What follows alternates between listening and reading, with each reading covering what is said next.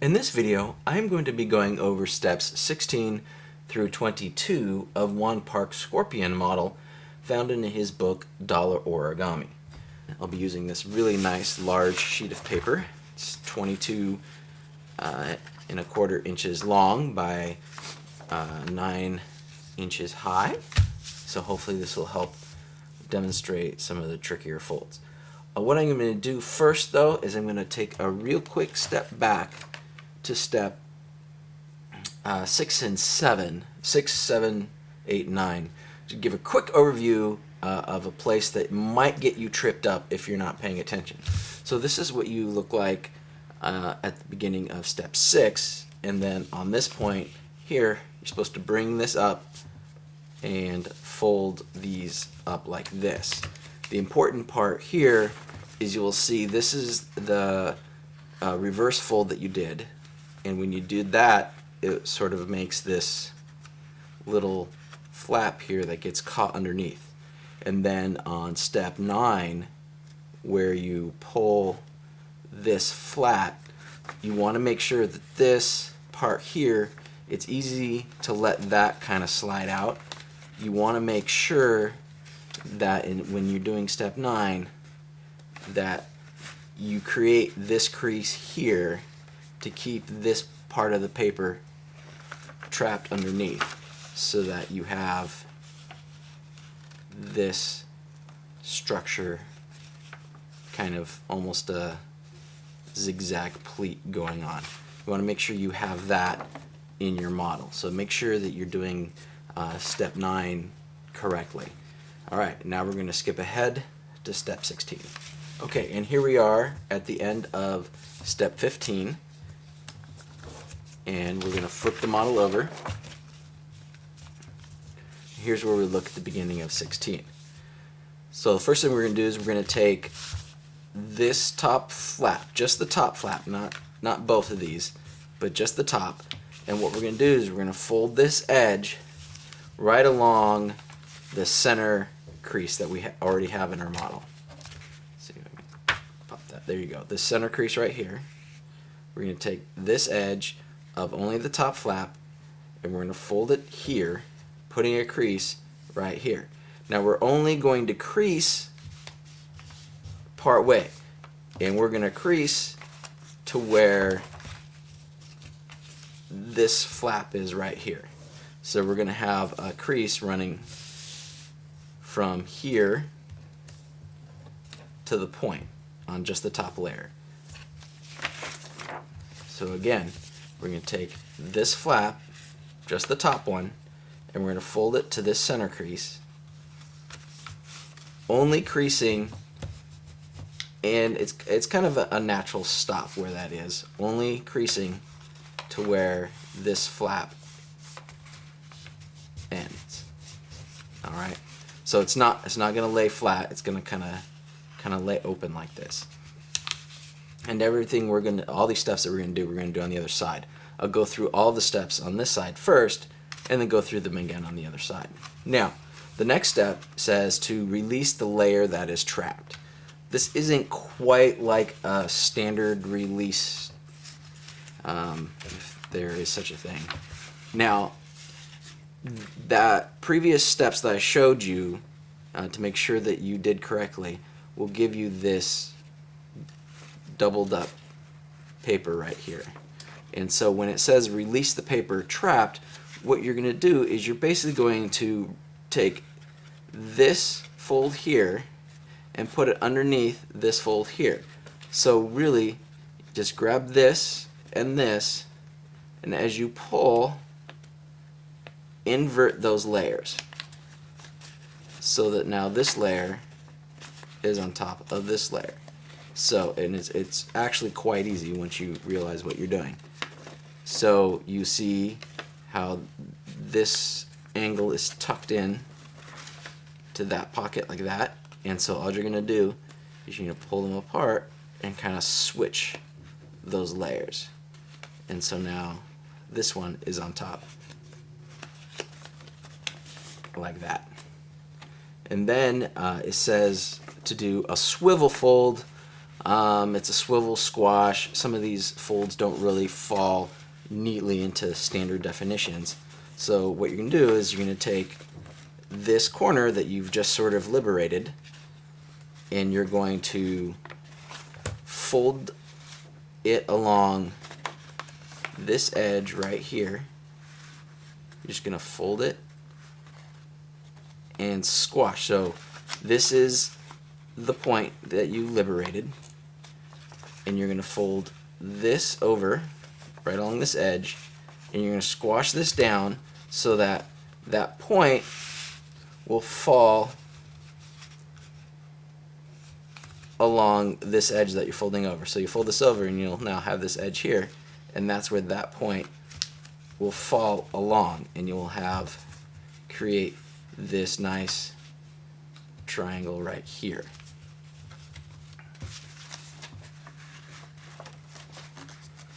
And then it says shift edges around the folded edges, allowing some paper to stretch and flatten. So basically all you're doing is you're taking this corner now that's kind of tucked under here and just kind of pulling it up a little bit so that it falls right along here, so you can kind of fold it in, and that will then help us turn it over and flatten it in the next steps. What I'm going to do is I'm going to take all these steps that I just showed you and show them to you again on this side.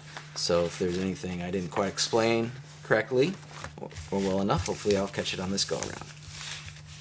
So we have our center line crease right here, and we're just going to take this edge right here, only the top flap, and fold it along this. You can really see the nice fold that you're going to create here, and right here you can kind of see where the flap on the other side is, and that's where you're going to stop your crease.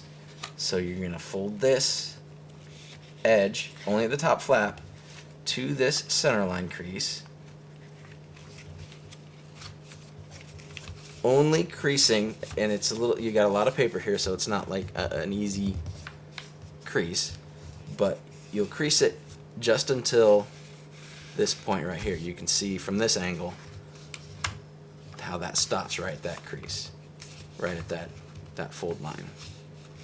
Okay, so now you've put this fold and you have this open, and again we're gonna do the release trapped layers move, and from this angle you can really see you've got this kind of nested folds right here. And so what you're just going to do is grab here, and as you pull, you're just going to reverse the order of those layers, just like that. So again, that's actually a fairly easy thing to do and undo. You're just reversing that layer order. And then the swivel fold, again, is taking this flap and folding it along this edge, and then squashing this down again along this edge. So we fold this along the edge that we just folded, and then squash this down right along that edge as well. Of course, things are going to kind of want to come undone on you. That's okay, most of them will slide back into the right position easily. Alright, so now we've done that squash, and then the rearranging is just kind of pulling this over so that this crease here sits in that corner nicely and can kind of fold in. Okay, so let me go ahead and make sure everything on this side is the way it's supposed to be. Fold that in, pull this out, kind of like that. And then, step 20, the easiest one, turn over. Alright. And now what we're going to do is we're going to fold this like this.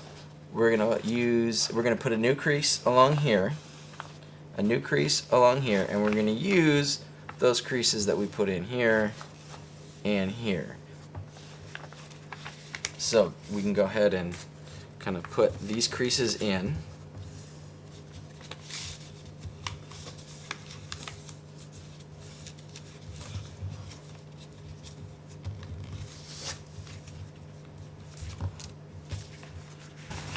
Alright, so put those creases in, and you can see we now have this crease which runs into this crease. So we're going to fold down on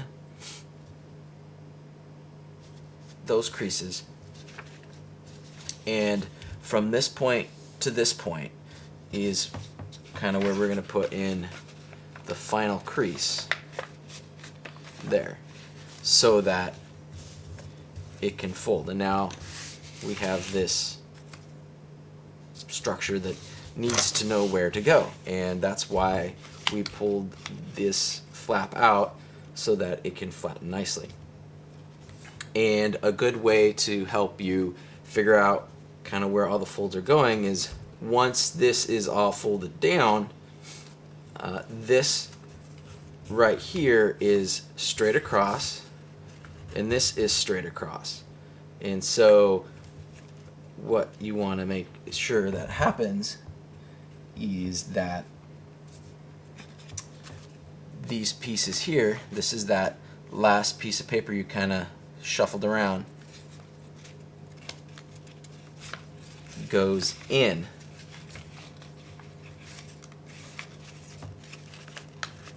And then these pieces of paper here, on this fold here that you made, folds to a point.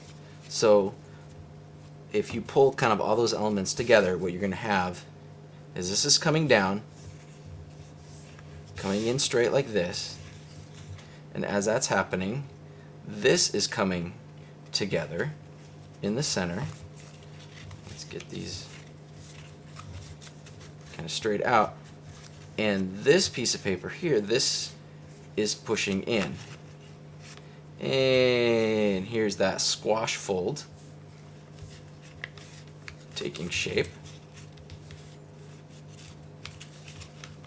and everything will begin to collapse. And you will put a new crease in right here as that all begins to collapse. Now, this isn't going to be the prettiest of collapses, because you've got a lot of small intricate folds going on in here, and just a little bit of difference makes things look not exactly the same. You'll have this bottom flap here, which will want to kind of curl under. If you want to, you can kind of make sure it follows up here and then push it here just to give it a little bit of a nicer fold. You're gonna have probably one or two kind of wrinkle folds in here. That's okay. And again, this layer, kind of make sure it's pushed up. It won't probably be exact, but that's okay. And so that is the structure that you will have at the end of step 21 and 22. So now you should lie fairly flat. All right.